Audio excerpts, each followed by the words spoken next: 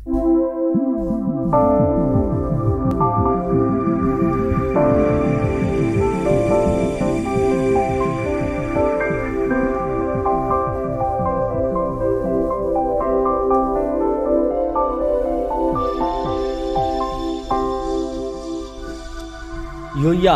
hordoftoota tuubii Maranaataa baga nagaan dhuftan jedheera.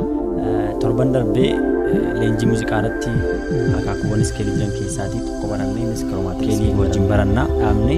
Diyaatooniik iskeelii jechuun sagalee furtuuwwan adda addaa torbarraa ijaaramuudha yookiin argamudha jennee dubbannee turre. Diyaatooniik jechuun sagalee torba waan ta'eef kiroomaatiikii irraatii gaafa shanirrisnu diyaatoonikii arganna. Kiroomaatikiin 12dha. Diyaatoonikiin torba waan ta'eef 12 argannaa jechuudha. Furtuuwwan 12 keessaa furtuuwwan lakkoofsa 2, 4, 7, 9 fi 11 irra jiru gaafa hir'isnu diyaatoonikii arganna jechuudha. Kiroomaatiik -5 diyaatoonik jenna jechuudha. Diyaatoonikii haala kanaan taphaadhaa arganna. Foormulaan isaa akkasii hunduma isaatii keessa jechuu dandeessu.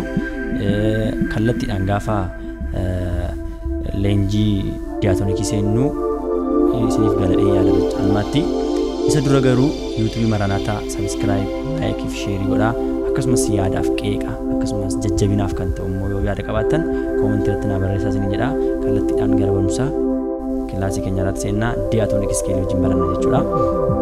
Fakkeenyaaf C meejar kiroomaatiik iskeelii keessatti torban darbanneerra C, C sharp, G, D sharp, E, F, F sharp, G, D sharp, A, A sharp, B jennee dhaabbanne C, C sharp jennaan ammas okteevii kan biraa keessatti fudhanneerra. Yeroo hundumaa C'n tokkoffaadha kiroomaatiik iskeelii keessatti. C'n tokko erga ta'ee kun 2 ta'a 3, 4, 5, 6, 7, 8, 9, 10, 11, 12 jenneetu lakkoofsa tokko amma lamaatti barreeffanna.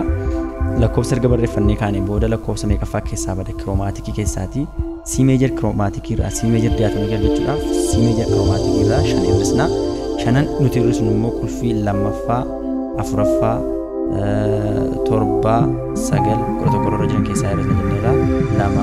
2, 1, 2, 3, 4, 5, 6, 7, 8, 9, 10, 11. Warri akka carraa ta'e C meejar kiroomaatiikii keessatti 2, 7, 4, 9, 11 kan jiran warra shaarpii yookiin filaattii yookiin warra gurraacha kanadha.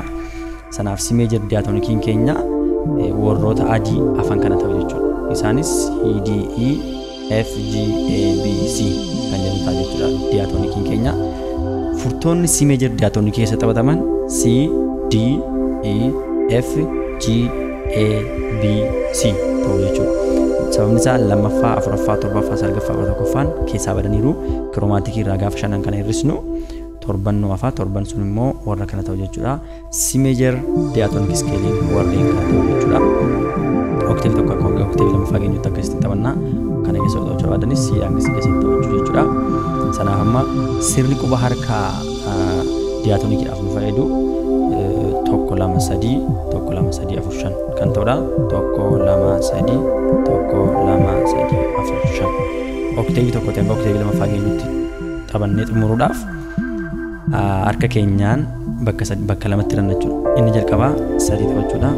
5 hafan immoo taphachuudha jechuudha. Akkasitiin C meejar diyaatoonik iskeelii taphachuu dandeenya. Sirni quba harkaa mirgaa kan diyaatoonik iskeelii jalqaba irratti 3 itti aansuudhaan 5 kan C haa ta'u kan D haa ta'u kan E haa ta'u hundi isaa akkasitti taphataman jechuudha. 1, 2, 3, 1, 2, 3, 4, 5 asii ol 5, 4, 3, 2, 1, 3, 2, 1 qubeedhaan C, D, E, F, G, A, B, C.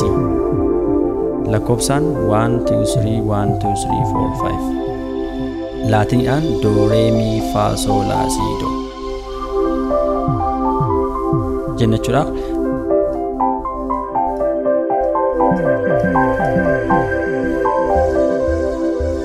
Kana yeroo taphattanitti Do, Re, Mi, Fa, Sol, La, Si, Do, Do, Re, La, Sol, Fa, Mi, Re, Do, Do, Re, Mi, Fa, Sol, La, Si, Do, C, D, E, F, G, A, B, C 1, 2, 3, 1, 2, 3, 4, 5 akkas taphanna jechuudha. Kun C meejar diyaatoonik iskeelii jedhama. hin dagatina. Barumsi keenyarraa diyaatooniik iskeeliidha. Diyaatooniik keessaa CV jira diyaatooniik iskeelii akkasii taphatama jenneerra. YouTube keenya irratti yaada yoo qabaattan nuuf kennaa. Barumsa kana immoo hiriyoota keessaniidhaaf share godhaa. YouTube Maranathaa subscribe gochuun dagatina. Galatoomaa.